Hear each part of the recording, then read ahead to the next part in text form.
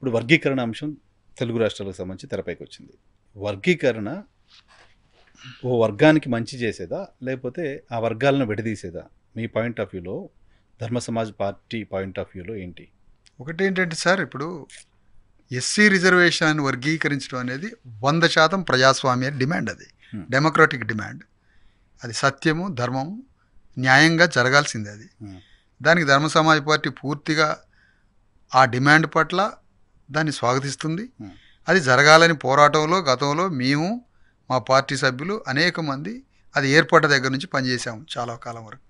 అది ఎప్పుడైతే 2004లో రాష్ట్రపతి ఆర్డినెన్స్ ఇచ్చిన తర్వాత అది జ్యుడిషియరీ ట్రాక్లోకి వెళ్ళిపోయింది. అప్పటి వరకు ఇక మేము కూడా అందరం అందులో పనిచేసాం, దాంట్లో ఏం తేడా లేదు. ఇక్కడ విషయం ఏంటంటే నరసింహరావు గారు, 99 వరకు అది పెద్ద పోరాటం జరిగింది. 99 తర్వాత ఆర్డినెన్స్ వచ్చింది. 94 to 99 ఆ పీరియడ్ ఏదైతే ఉందో ఆ పీరియడ్లో ఒక స్వచ్ఛమైన అసలైన క్షత్రియ లాంటిటువంటి ఒక శక్తివంతమైన కార్యకర్తలు పనిచేశారు. అంతవరకు బాగానే ఉంది. దాని తర్వాత వర్గీకరణ ప్రజాస్వామ్య డిమాండు, అది జరగాల్సిందే. మొన్న ఇచ్చినటువంటి సుప్రీంకోర్టు జడ్జిమెంట్ అనేది అది ఎలాంటి జడ్జిమెంట్ అంటే, ఒక మాటలో చెప్పాలంటే కేంద్ర ప్రభుత్వం సుప్రీంకోర్టు ద్వారా ఎస్సీ రిజర్వేషన్ల వర్గీకరణని విసర్జించింది. అది విసర్జన. ఎందుకు విసర్జన? కేంద్ర ప్రభుత్వం దాన్ని తమ దగ్గర నుంచి తీసేసి రాష్ట్రాల ముఖాన కొట్టింది అనుకున్నప్పుడు, అలాంటి వర్గీకరణ అది ఒక చిన్న సూచన, డైరెక్షన్ మాత్రమే. అది పవర్ కాదు, కోర్టు ధిక్కరణ కాదు చేయకపోతే. అంతే కదా, రాష్ట్ర ప్రభుత్వం అదొక సలహా, అదొక ప్రొవిజన్ మాత్రమే. దాని మీద నువ్వు ఏమీ మాట్లాడలేవు. రాష్ట్రాలను పట్టుకొని నువ్వు ఎందుకు చేయవు అని మాట్లాడలేవు. లేకపోతే చేయకపోతే అది సుప్రీంకోర్టు కంటెంప్ట్ ఆఫ్ కోర్టు కూడా కాదు. అదొక సూచన మాత్రమే, అది పవర్ కాదు. రావాల్సింది ఎక్కడి నుంచి? పార్లమెంటు నుంచి రావాలి. అది చట్టం ఎన్ఫోర్స్. పార్లమెంటు నుంచి చట్టం వస్తే, కేంద్ర ప్రభుత్వం నుంచి వచ్చిన చట్టాన్ని రాష్ట్ర ప్రభుత్వం చేయకపోతే రాష్ట్ర ప్రభుత్వాన్ని డిస్మిస్ చేయొచ్చు. అలాంటి చట్టాన్ని చేయకుండా నేను అంటున్నదే కోర్టు ద్వారా విసర్జన. అది ఇలా మాట్లాడాల్సిన పరిస్థితి ఎందుకు అని అంటే, ఇప్పుడు రాష్ట్ర ప్రభుత్వాల దగ్గర పంచాయతీ పెట్టడం. ఇప్పుడు రాష్ట్ర ప్రభుత్వాలు చేయాలి. దీనికి ఆది భిక్షువు ఎవరు వర్గీకరణకి? చంద్రబాబు నాయుడు గారు. ఈ ఆది భిక్షువు మొదలు పెడతాడా అంటే, ఆంధ్రప్రదేశ్లో మాలలు సెట్టుకు సెట్టు దూరం అయిపోయి వైఎస్ జగన్కి కలుస్తారు. పోనీ మాదిగల్ని నమ్ముకొని చేద్దామంటే ఆయన మాదిగల్ని నమ్మరు. ఇలాంటి గేమ్లో ఈ ఆది భిక్షువు చేయలేడు. అది వర్గీకరణ ఆది భిక్షువు. కాబట్టి ఆయన చేయండి నేనెందుకు చేస్తానని ఈ ఆది భిక్షువు శిష్యుడు ఉన్నాడుగా ఇక్కడ, రేవంత్ రెడ్డి, ఆయన చేయడు. వీళ్ళిద్దరు చేయండి కర్ణాటక చేయదు. అది చేస్తే తమిళనాడులో కొద్దిగా అరుంధతి అక్కడ ఉంటారు. ఆ అరుంధతి వర్గం చెక్కిలియార్లు అక్కడ ఉంటారు కాబట్టి వాళ్ళకు కొంత చేసే అవకాశం ఉన్నది. ఇక్కడ రేవంత్ రెడ్డి గారు ఆల్రెడీ చేస్తామని అసెంబ్లీలో చెప్పారు, తీర్మానం చేశారు, మేము ఇమీడియట్గా ఇంప్లిమెంట్ చేస్తాం, ఫస్ట్ స్టేట్ మాదే అవుద్ది వర్గీకరణ అమలు చేసే రాష్ట్రం అని. అదే సార్, ఇప్పుడు ఇది అంతా ఏంటంటే, ఆ సుప్రీంకోర్టు జడ్జిమెంట్ వచ్చిన రోజు ఒక భావోద్వేగం కడలిలాగా ఉంది. భావోద్వేగం బాగా ఉన్నప్పుడు భావోద్వేగాన్ని డైవర్షన్ అండ్ డైల్యూషన్ చేయాలి కదా. భావోద్వేగానికి తగ్గట్టుగానే మాట్లాడాలి. కాబట్టి ఆ రకమైనటువంటి మాటలే తప్ప అది చేసేది కాదు. అది అందుకని ఇక్కడ మేమేం కోరుతున్నామంటే, తెలంగాణలో వాస్తవానికి ఉత్తర భారతదేశ చమార్లు ఎట్లయితే ఉత్తర భారతదేశంలో వర్గీకరణ మాకు అవసరం లేదు. ఎందుకు అంటే మేమే సింహభాగం 90% చమార్లు అంటే మాదిగలు ఉంటారు కాబట్టి, తెలంగాణలో కూడా 90% చమార్లు ఉన్నారు ఇక్కడ. అంటే 90 లేకపోయినా ఉత్తర భారతదేశంలో 90% ఉంటారు. ఇక్కడ తెలంగాణలో 70-80% ఉంటారు. మీకు మహబూబ్ నగర్ జిల్లాలో 90% మాదిగలు, నల్గొండ జిల్లాలో 80% మాదిగలు, వరంగల్ జిల్లాలో 70% మాదిగలు, కరీంనగర్ జిల్లాలో 60% మాదిగలు, 75% మాదిగలు రంగారెడ్డి జిల్లా. అంటే ఇట్లా వస్తూ ఉన్నప్పుడు అంటే ఇక్కడ మాదిగలు 70-80% ఉంటారు తెలంగాణలో. అది నిజం, అది అందరికి తెలిసిన విషయమే. మీకు లెక్కలో చూసినా అదే వస్తుంది.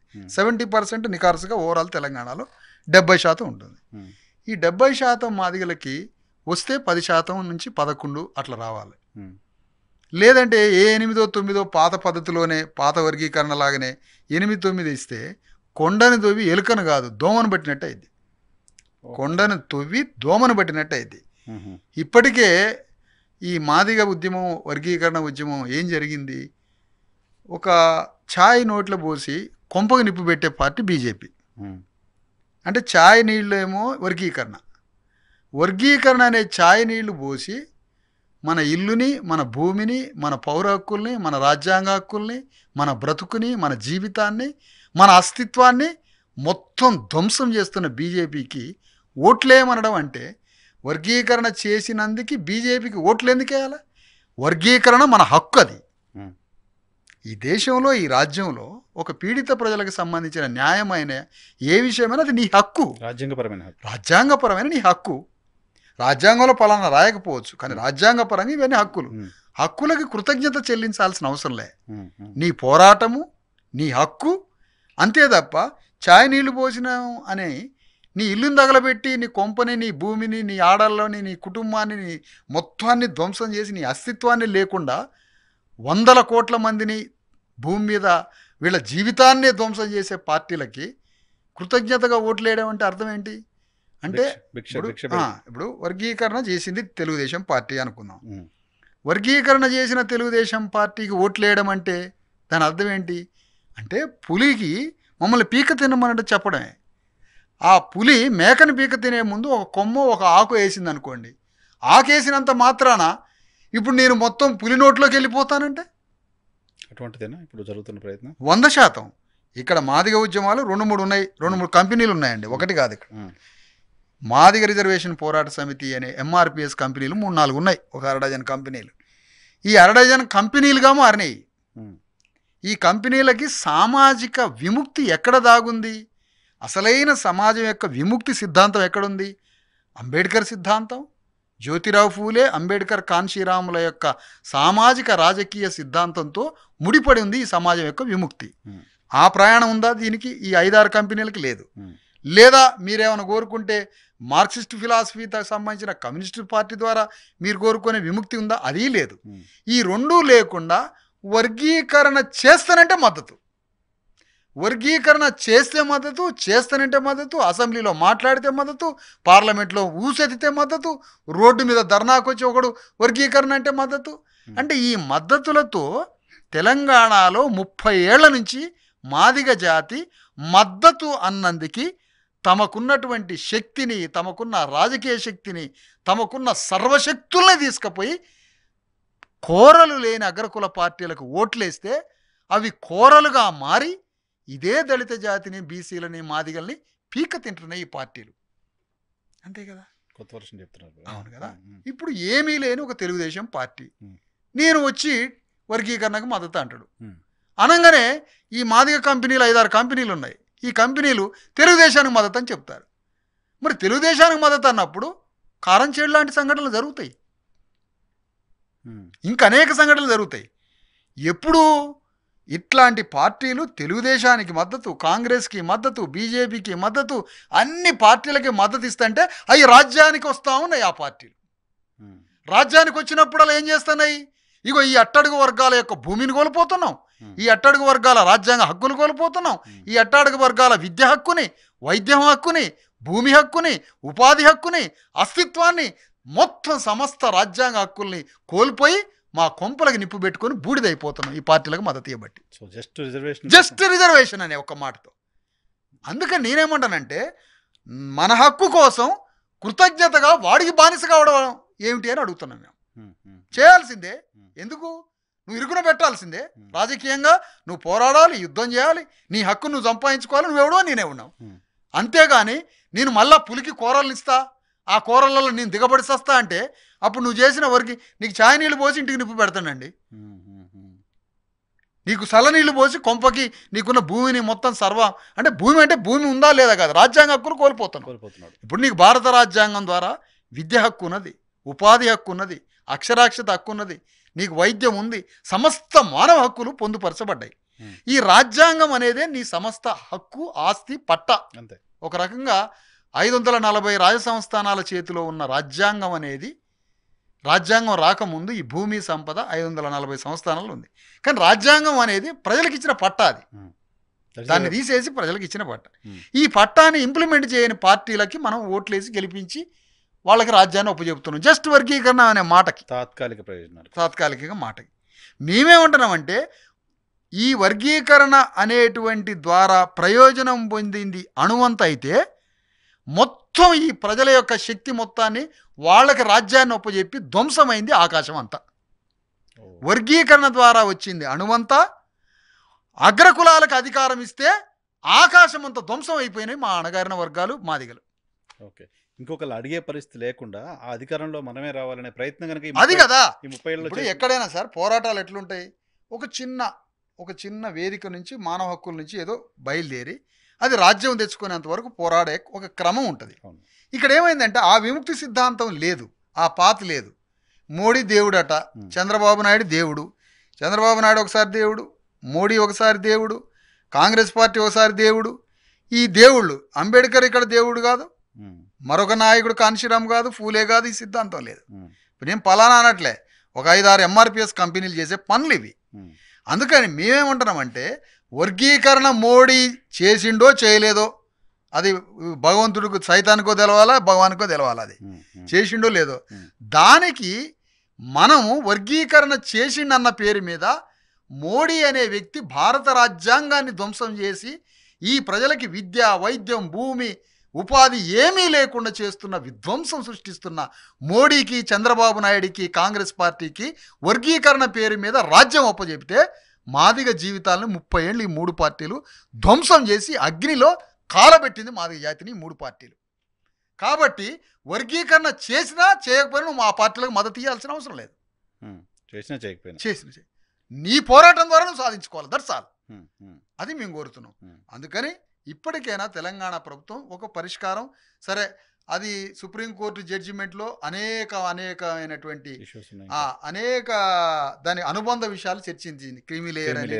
ఇప్పుడు గ్రామంలో 1000 ఎకరాలున్న భూస్వామి మీది కాదు ఇక పోరాడాల్సింది. గ్రామంలో మాదిగల్లో ఒక టీచర్ అటెండర్ అవుతాడు కదా, ఆ టీచర్ అటెండర్కి నిప్పు పెట్టాలి ఇప్పుడు క్రీమీ లేయర్ పేరు మీద. అందుకని ఇక్కడ మనం కోరేది ఏంటంటే యాక్చువల్గా అంబేద్కర్ ఈ విద్యా వర్గాన్ని ఎందుకు సృష్టించాడు, విద్యావంతుల వర్గాన్ని అంటే క్రీమీ లేయర్ కాదు, అక్కడ ఏం కాదు, సంపన్న శ్రేణి అంతకన్నా కాదు. ఇప్పుడు రెడ్లు రాజ్యానికి రావడానికి ఏమో ప్రపంచంలో ఉన్న గ్లోబల్లో ఉన్నటువంటి మొత్తం రెడ్లంతా ఏకమై రాజ్యానికి వస్తారు. కమ్మోళ్ళు రాజ్యానికి రావాలంటే గ్లోబులో భూగోళంలో ఉన్న మొత్తం కమ్మోళ్ళు ఉన్నత శ్రేణి వర్గం వచ్చి రాజ్యానికి వస్తుంది.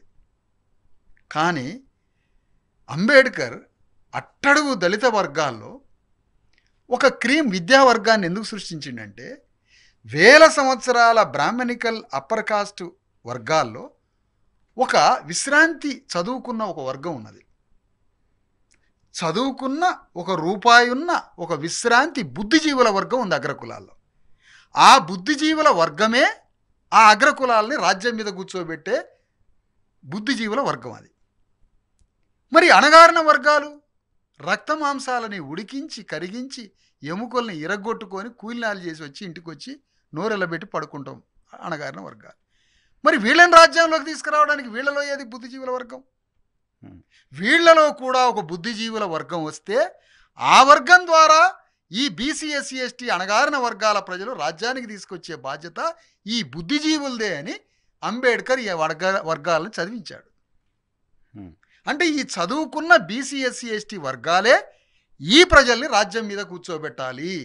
అంటే మా ప్రజల్లో కూడా ఒక బుద్ధిజీవుల, ఒక రూపాయి ఉన్న, జ్ఞానం ఉన్న, ఒక విశ్రాంతి చదువుకున్న ఒక వర్గం కావాలి అని ఇంతమందిని అంబేద్కర్ చదివించబట్టి ఆ చదువుకున్న వర్గమే అంబేద్కర్ ఆర్పిఐ పార్టీని, అంబేద్కర్ లేబర్ పార్టీని, అంబేద్కర్ పెట్టిన షెడ్యూల్ క్యాస్ట్ పార్టీలని ఎంతో కొంత రాజ్యం ప్రయాణంలో అంబేద్కర్ తీసుకొచ్చింది ఆ చదువుకున్న వాళ్ళ వల్లనే.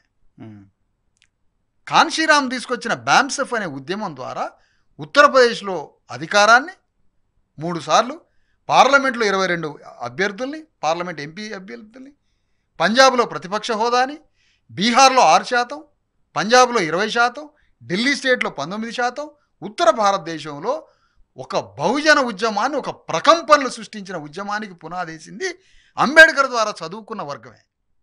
ఈవెన్ వర్గీకరణ ఉద్యమాన్ని ఉమ్మడి రాష్ట్రంలో వర్గీకరణ ఉద్యమాన్ని తమ సమస్తాన్ని ధారపోసి పనిచేసింది కూడా మాదిగ ఉద్యోగులే.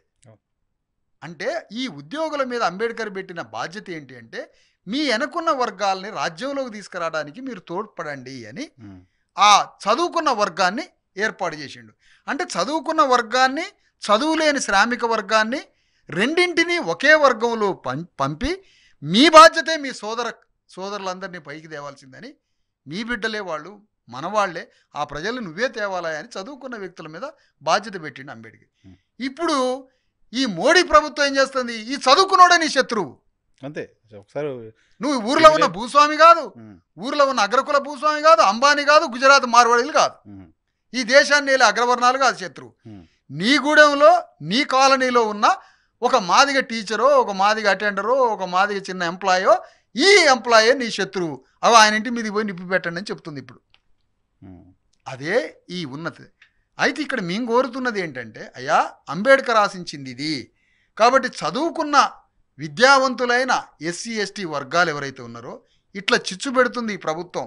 సరే మీ చేతనైనంత చేస్తున్నారు, దాన్ని మరింత పెంచండి. ఇంకా మీ కింద వర్గాల్ని రాజ్యాధికారంలోకి తీసుకురావడానికి ఈ ఎస్సీ ఎస్టీ బీసీలంతా చదువుకున్న వర్గాలు ఏదైతే ఫూలే అంబేద్కర్లు ఏదైతే బుద్ధిజీవుల వర్గాన్ని మన జాతుల్లో తయారు చేశారో మీరు ఇంకొంత బాధ్యత మీద వేసుకొని మీ కిందున్న అణగారిన వర్గాలని రాజ్యంలో తీసుకురావడానికి మీరు పనిచేయండి.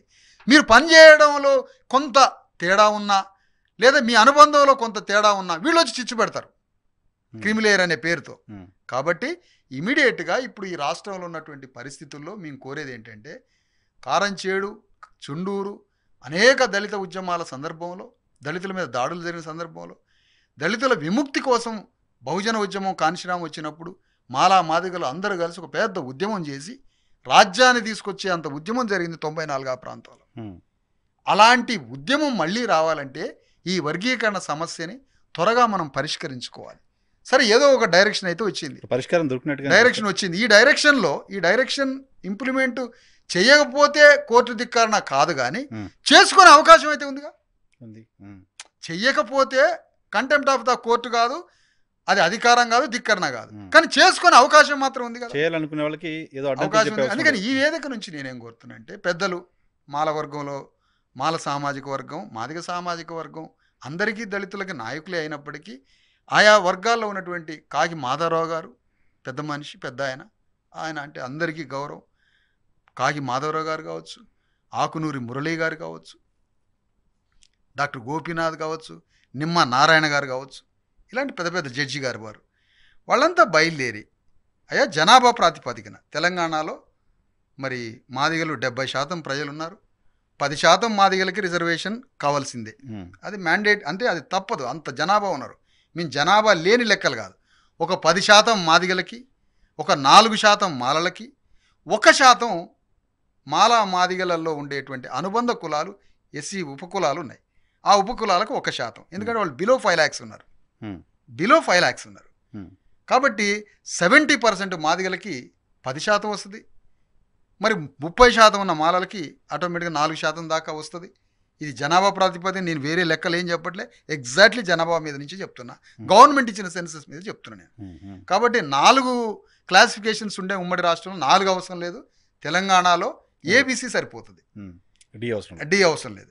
ఏలో ఉపకులాలు అంటే వాళ్ళు ఇంకా వెనకబడ్డారు కాబట్టి వాళ్ళని ఏలో పెట్టి, ఏకు 1%, బిలో మాదిగల్ని పెట్టి 10%, సిలో మాలల్ని పెట్టి 4% పెట్టి, దీనికి పెద్ద మనుషులు అందరం కలిసి ఒప్పించుకొని రాష్ట్ర ప్రభుత్వం ముందు మరింత ఒత్తిడి తెస్తే, రాష్ట్ర ప్రభుత్వం ద్వారా ఇది తొందరగా చేయించుకుంటే మనం కలిసి అతిపెద్ద యుద్ధం చేసి ఈ రెడ్డి వెలమ కమ్మ దొరల చేతిలో ఉన్నటువంటి అణగారిన ప్రజల్ని విముక్తి చేసి మనం అర్జెంటుగా ఉమ్మడి ఆంధ్రప్రదేశ్లో మరియు తెలంగాణలో ఈ 2 రాష్ట్రాల్లో రాజ్యానికి రావాల్సిన ఆవశ్యకత అర్జెంటుగా యుద్ధ ప్రాతిపదికన అవసరం ఉంది. ఎందుకు? 30 ఏళ్ల నుంచి వికృత స్థాయిలో పోయింది. 94 నుంచే ఈ మాయరోగం మరింత పెరిగిపోయింది రెడ్డి వెలమ కమ్మ ధరలో. అప్పటి వరకు కొంత పర్వాలేదు. ఎప్పుడైతే ఈ పెట్టుబడిదారి గ్లోబలైజేషన్ పెట్టుబడులు వచ్చినాయో ఈ మాలామాదిగలు సేలబులుగా ఎక్కువ మారిపోయినారు, వీళ్ళ మీద దాడులు పెరిగిపోయినాయి, వీళ్ళు అమ్ముడుపోయే స్వభావం బాగా పెరిగిపోయింది. కాబట్టి ఆనాడు కాంశీరామ్ వచ్చినప్పుడు ఎంత మనం అందరం కలిసి అంత పెద్ద రాజ్యాధికార ఉద్యమంలో పాల్గొన్నామో, కారంచేడు చుండూరులో ఎట్లయితే పాల్గొన్నామో, ఇంకా అనేక బీసీ ఎస్సీ ఎస్టీ మండల్ కమిషన్లో కూడా పాల్గొన్నాం. మండల్ కమిషన్ అమలు చేయడానికి, బీసీల కోసం మండల్ కమిషన్, ఆ తర్వాత చుండూరు కారంచేడు దాడుల మీద ఎదురు తిరగడానికి, ఆ తర్వాత కానిశ్రామ్ వచ్చినప్పుడు లక్షలాది మంది ఆయన వెంట ప్రయాణం చేయడానికి, ఇంత చైతన్యాన్ని ప్రదర్శించిన బీసీ ఎస్సీ ఎస్టీలు, అందులో మరీ ముఖ్యంగా షెడ్యూల్ క్యాస్ట్ వాళ్ళు, మళ్ళీ ఆ స్ఫూర్తిని, ఆ ప్రేరణని మళ్ళా పునర్జీవింపజేయాలి. దేని ఆధారంగా? తొందరగా